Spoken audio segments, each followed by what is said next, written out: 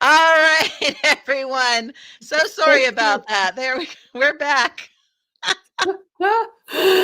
Oh, please come back, viewers. Please come back. Hey, everyone, it's Viveka von Rosen and with Vengreso Live and all the technical issues that happen when you're traveling. I have my friend Doreen Morin Van Dam. Doreen, how long have we known each other for? At least 6, 7 years, I think. I think so too. I think we met at Social Media Marketing World in real life in 2015 or 14. Yeah. Either one of those. But I think that we had been online connected before that even. So yeah. That's awesome. I love. Now tell us and you have it's not a new gig, but you've got a pretty cool gig now. I've got several gigs. I'm actually the funny part is this has kind of come to my attention recently as I was trying to hand some work off to other people, refer because I was busy, that I'm one of the lone freelance social media managers out there still. I'm a one-person agency doing really well, but a lot of people that started with me 8 to 10 years ago have taken jobs. They're working for other people or they've joined agencies. And I really, treasure my freedom, being able to figure out my time, who I work with and choose. So I do work with a company called Social Media Pro as a content manager and community manager. So that's a super cool gig. I get to talk to actually get paid to talk to people. Yes, exactly. So that is, when people say community, social media managers get paid to play on Facebook, community managers sometimes do. We still have to be the policeman and, tell people, kick out spammers kind of thing. But I do get paid for that. And that's awesome. I love that. But I have a nice portfolio of different clients and I really love what I do. I just love working like this. I've been able to work in Europe. I'm from the Netherlands. Been able to work, a couple of years ago, I took my kids there for 5 weeks and I've been able to travel with my daughter when she graduated high school. And now I'm in rural Vermont. It's snowing today. First snow day, October 30th. And, I'm able to just be 100% remote and do what I love. So, it's really cool. I'm very, very, very blessed. And you just finished a summit for Social Media Pros, which was pretty cool. You want to talk about that a little bit? I know it's over, but people can still sign up and watch it. Yes. So we started our summit series kind of around Social Media Day, which is always June 30th. And so in July, we had, when we were slated to do the summit, of course, when we started planning it, we didn't know COVID was going to happen and kind of take over the world. And so when that happened in March, our plans had already in place. So the Social Media Day Summit year 2, which was in the end of June, we had 19,000 people signed up for the summit, which was incredible. Went really well. It was a 5-day summit. And then so from that success, we decided to do a video summit because a lot of social media managers, we do create content and, or we work with people who create content. And there's a lot of mystery around video. So we had you on talking about live streaming and LinkedIn Live. And then we had experts talking about YouTube, how to get subscribers and the SEO of YouTube and a home studio. And it was really, really cool. So we're actually thinking ahead, maybe doing a LinkedIn summit next in the spring. So that's another huge area where social media managers are taking over for businesses, business pages or groups or live streaming. And so they want more information. So certainly those two topics, both LinkedIn and video, and you're combining both, are really top of mind for social media managers, what they want to learn. That's awesome. Okay, so today we want to focus on pulling it all together, social media, selling, in what we now call social selling. And the title is The Perfect Match Between Marketing and Sales. So I guess the first question should be, if we're going to talk about social selling and why it's such a good match, what is your definition, Doreen, of social selling? That's a tough one. So here is my take on that, and from the standpoint of a social media manager, which is what I am, social media consultant, but I started out as a social media manager. We provide, as a marketing person, we provide leads, not necessarily sales. However, I have learned that when you're authentic online and when you network and you make real true connections, whether that's in groups, messenger, you actually can sell yourself, your services, right? So it's really, social selling is really connecting and networking with the right target audience about the right topic, and working together, collaboration, and then selling your services or your products. And there's a lot of different ways, of course, that can be done and using social media for that. But that's kind of how I would define that. And it's funny because I don't think I'm a salesperson, right? And I did a webinar a month and a half ago as a collaboration with another company. And I actually sold product. I sold services. And that wasn't even the plan. So, when you're your authentic self and you believe in what you have, you certainly absolutely can do that. But I don't know if we're going to talk about this or not eventually, but the future of social media, if you're watching this, guys, is private. So a lot of the social selling will not happen on what you can see on the service. It happens in the messages, in the follow-up, let's hop on the Zoom. That's really where that happens. And that already is where collaborations occur. Of course, when I asked Viveka to come speak at the summit, that was a private message. I wasn't going to go put that out on social media. So that is really what's happening. So social selling to me is offering the right product or service to the right person or the right business. I love it. And, I love what you said about the private. I do a whole talk on content marketing and how we move from, awareness and one-to-many to actually content marketing for sales enablement, which becomes like you said, the private messaging, et cetera. And then what's LinkedIn has done that's really cool is they have now, as well as voice, as well as being able to add video messages natively, the mobile app, you can now actually launch a Zoom call both on the mobile app and on your phone, which is really cool because talk about taking the conversation next level. I mean, that is really huge. But obviously, I love LinkedIn. But tell me what, you are, the community manager of community managers. So you see all the businesses, B2B, B2C, government, education. What do you think are the best platforms for social selling? It's a trick question. Yeah, it's a trick question because it depends, completely depends on the industry.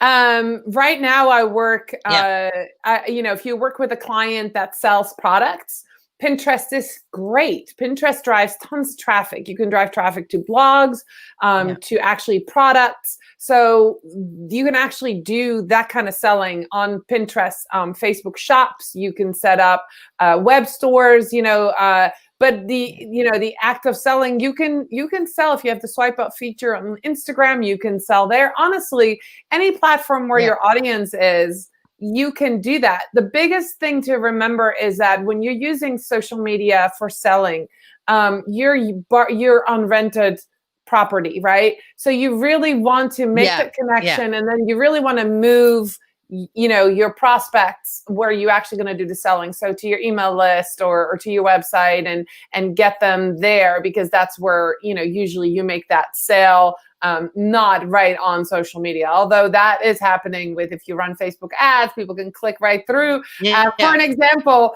both you and I have a husband. They are handy. They like to go to Home Depot and live over there. And so my husband the other day, he remarked, he's like, Home Depot is really great. I've got this carousel ad with 40 things. And every time I scroll, every picture that I click actually goes through to that product. And he's like, I haven't actually bought anything off Facebook like that. He said, but I might, because he does buy things online, and it's really tailored to him of what he's looked. I mean, he lives at Home Depot on the weekends because we have to fix our up house, but really you can you can run ads and sell things. So it's pretty, that was a trick question. Any platform will work.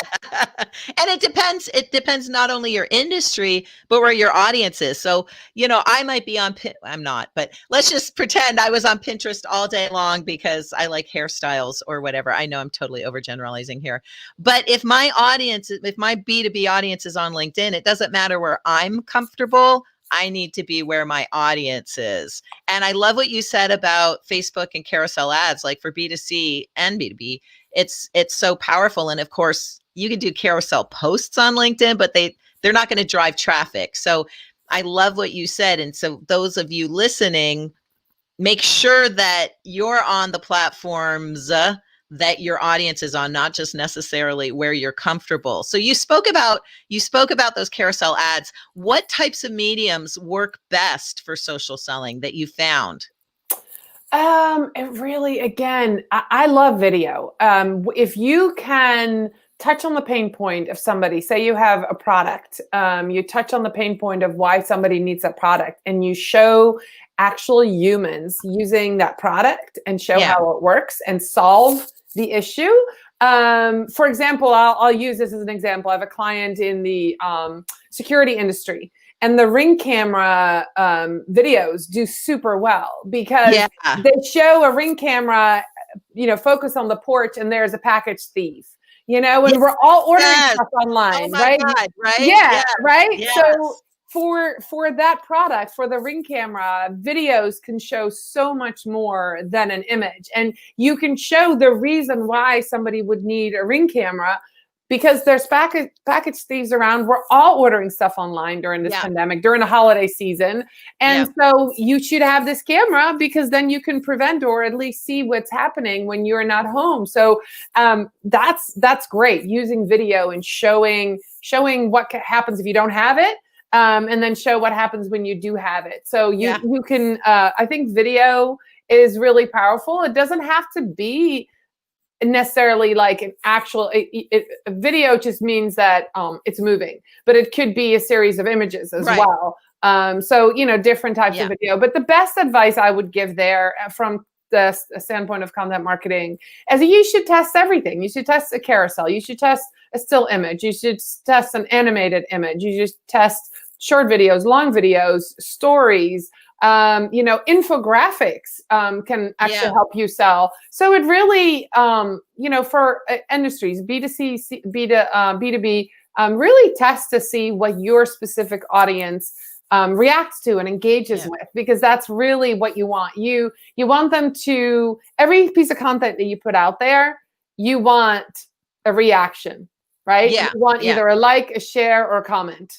That's when you know you've done it. So, and the more you have, the better. So if you're running a video ad and it's not getting what you want, change out the ad and see, maybe with the same call to action, but just a different video, and see if that will work better. So you just got to test. Yeah. I mean, the nice thing about paid ads, definitely on Facebook, but even on LinkedIn, is now with the different audiences that you can build, it's really easy to split test. It's really easy to change out a word. It's really easy to change out an image. It's really easy to change out a medium and see what is working best. And that's why people who are experts in Facebook ads and LinkedIn ads and Instagram ads and all the ads are so valuable, because we could try and do it at ourselves, but you're going to waste a lot of money trying to figure out that perfect audience. And folks in the industry who've been doing this for years and understand all of the little tweaks and twitches that you can do, it makes a huge difference. All right, but back to the topic, which was social selling, the perfect match between marketing and sales. I mean, we get that marketing and sales should be aligned. I don't think there's any question about that. And we get that marketing and sales, it helps with lead generation and prospecting. But the fact is, there are so many companies where the marketing department and the sales department aren't talking to each other. So what do we do? What do we do in that situation where marketing and sales? I have a perfect answer. I just I just gave a keynote address at the social media conference in Suriname. By the way, if you don't know where Suriname is, go look it up. It's a country in South America where the official language is Dutch, which I'm from the Netherlands, where the official language is Dutch. So super cool to be speaking. Even though I did speak, my speech was in English. But anyway, I talked about retention marketing. This is the key. If you don't know what retention marketing is, think about the word retention means keeping. So you talk about existing customers. And in order to keep an existing customer, you have a different customer journey, right? And the reasons you want to practice retention marketing and why sales and I was just saying hi to Mateo. Keep going. Oh, okay. When sales and marketing work together, and you do the practice of retention marketing, you actually have a different customer journey. If you have your customer journey from brand awareness to paid ads to conversion, and then you have a happy customer, and then you start that journey again with more brand awareness, more paid ads, you spend a lot of money. Yes. But if you put some of that money into retention marketing, it's 5 times as expensive to get one new client than sell to an existing client. And there's a reason for that. An existing client already trusts you.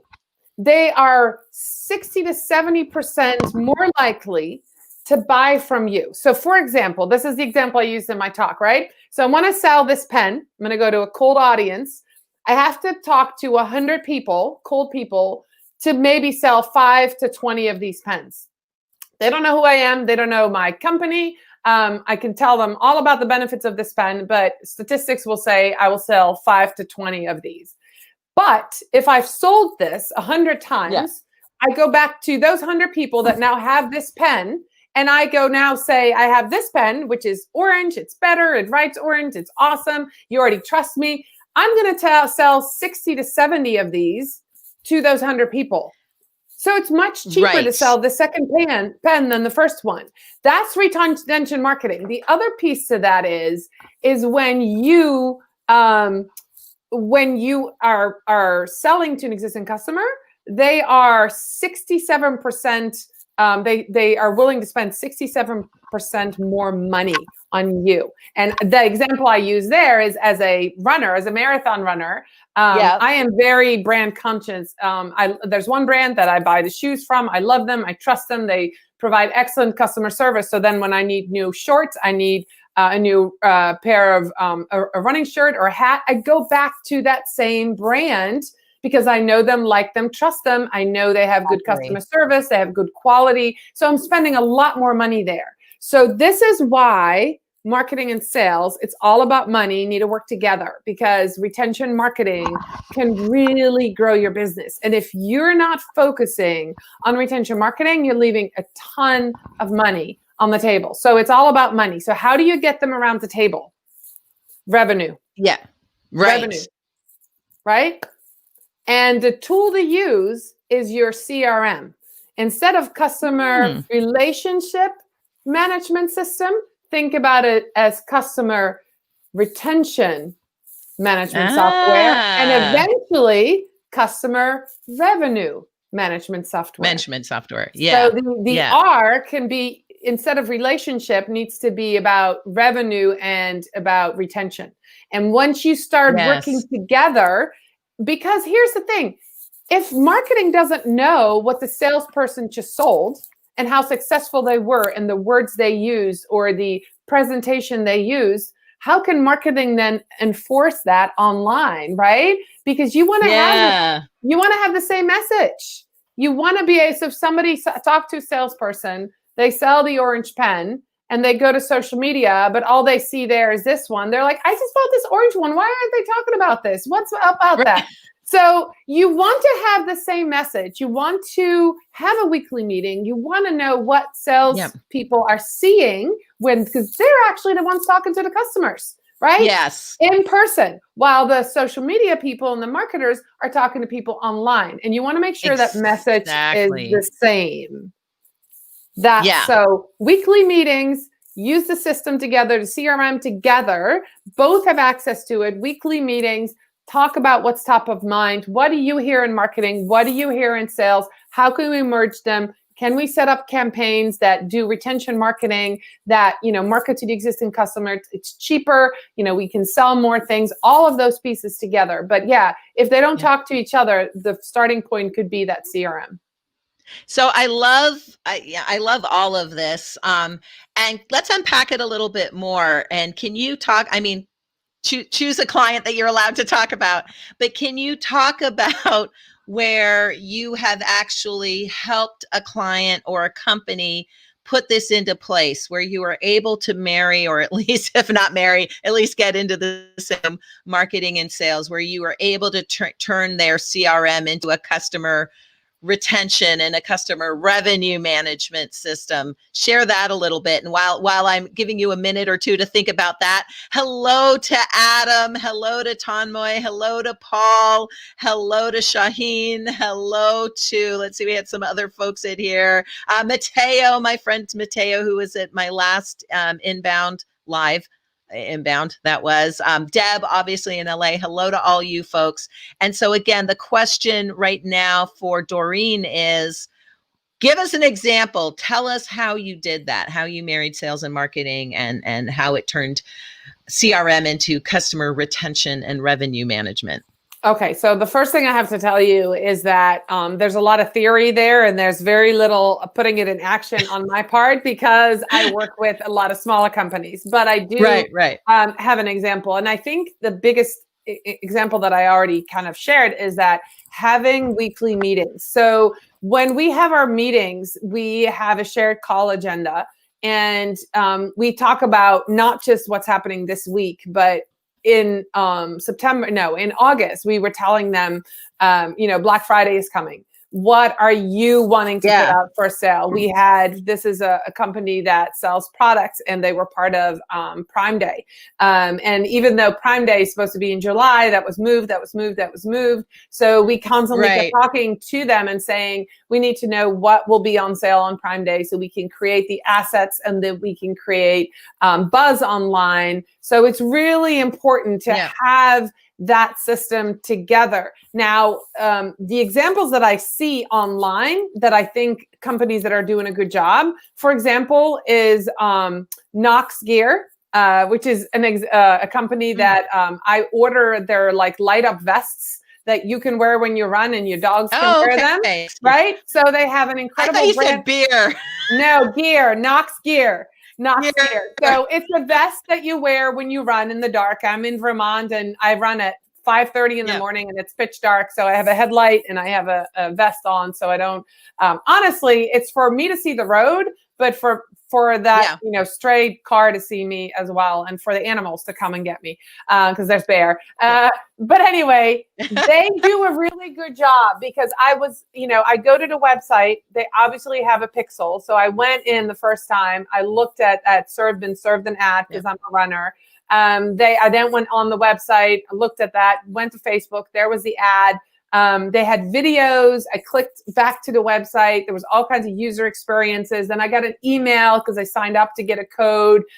It took a while for me to actually purchase that, but they were really good. And then when I had a question about, what size do I need to buy for my dog, and what size do I need to buy for my daughter, the marketing team was really good, but then they reached out. They have a brand ambassador program. So it's obvious that they're talking. Everybody is talking. Nice. The sales who made the sale to me is talking, because they had a little yellow strip of paper in my box, right? So this is sales who I bought this in the box. It had a little note that said, you can get this order for free if you take a picture or a video, tag us, and we're randomly selecting people to put it on social.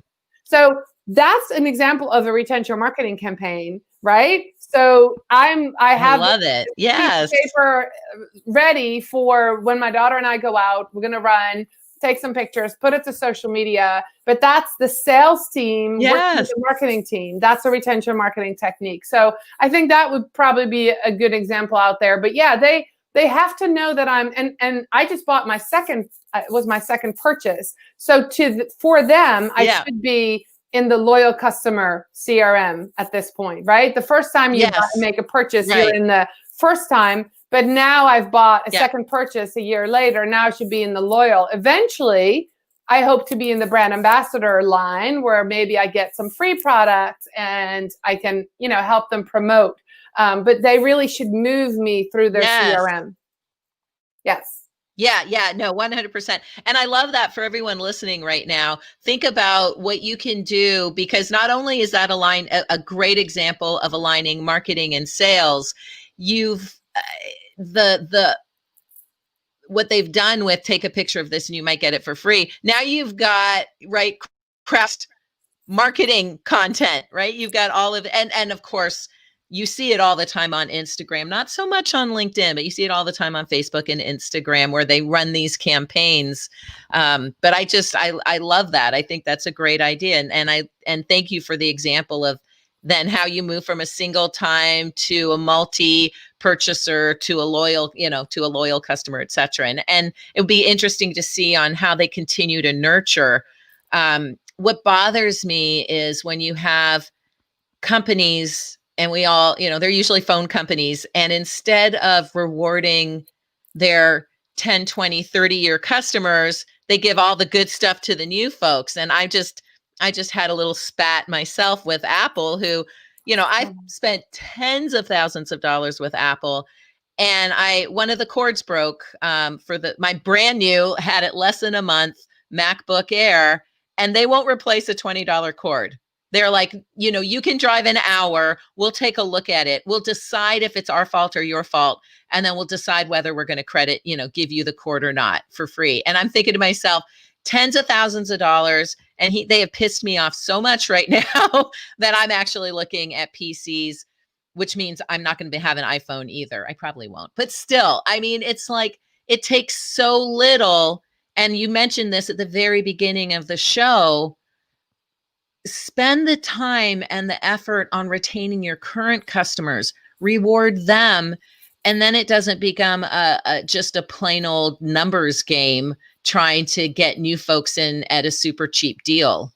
And so I love the story of what that company did, and I love what you have talked about throughout the whole thing, and the importance of retention and that marrying of sales and marketing. And I just think this was a really good lesson for everyone. I know we're a little over time, and apologies to everyone for messing up earlier with the go live. Turns out you can't go live, pause, and go live again. But Doreen, any last messages or any last words of advice to the audience? And folks, if you want to follow Doreen, you're more in media on LinkedIn. Are you more in media on everyone else too? Yeah. And then okay, perfect. If you want to look me up by my name, it's pretty unique as well. Doreen Moore Van Dam. So you can find me for sure. We'll get you in there. We got it. We got a banner here somewhere so they can see your name. So what are your last words of advice? Okay, well, I actually wanted to jump in when you said that, look for that, and you were mad about, Mac not sending that. It comes from the top down. Remember that if you're in a company and you're on the sales and marketing team, you've got to get the buy-in from the CMO, from the CEO. And a good example of another company that does really well retention marketing is Zappos with their free shipping and free returns, right? So there's companies that have this whole philosophy of customer first, but especially existing customers. And I actually saw an ad this week, and I can't remember, it was Verizon or AT&T. But their ad was about giving the deal to everybody, whether you were new or whether you were an existing customer. And they use that as the prime example, as the talking point of the ad. Like, even if you're here, you can get this deal. So that's really good. That's actually talking to an existing customer and keeping them in and keeping them for, that loyal customer. It's so important. It only takes one bad experience, to tell the whole world. People usually don't tell when they have good experiences, but when they have bad, they blast it everywhere. So keep good people happy, keep good customers and keep them. Absolutely.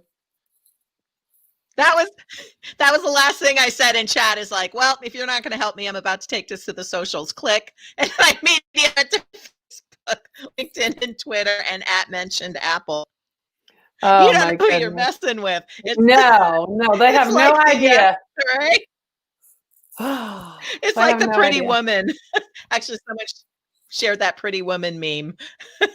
You have no idea. No idea. No Anyway. idea. It's disappointing. It's just disappointing that a company like that would do that. That they don't just take care. We have, those are huge expense. I'm on a Mac. I mean, that thing is expensive. It's like, thousands of dollars plus all the other equipment. Oh, yeah. They should replace that, especially if it's only a month old. And I think that should be a given. That should be an automatic, of course, here you go. Yeah. It shouldn't even be a question. So that's definitely disappointing. Thank you for having me. That was so fun. I'm so glad. Thank you. Thank you. Thank you for sitting through our technical difficulties. Thank you for having me on the video summit. That was a blast. That was awesome. We will definitely have you back again sometime. And thank you to the rest of you who jumped back in on the show. Ask any questions at vengresolive.com. If you've got any questions at all, we answer them. We didn't have any last week, but if you have any new questions at all, just go to vengresolive.com and we can answer them in our next show. And actually, speaking of our next show, we're actually going to have one of our own, Frank Cerna, and we'll be talking more about sales and prospecting with LinkedIn and actually going through what we at Vengreso do and our salespeople at Vengreso do when prospecting utilizing social selling. So again, thank you so much, Miss Doreen. And I hope to see you in Vermont again soon. Yes. Yay. Yay. So enjoy South Carolina. I will. That's why I'm doing live from my bed today in South Carolina. All right, everybody. Bye-bye.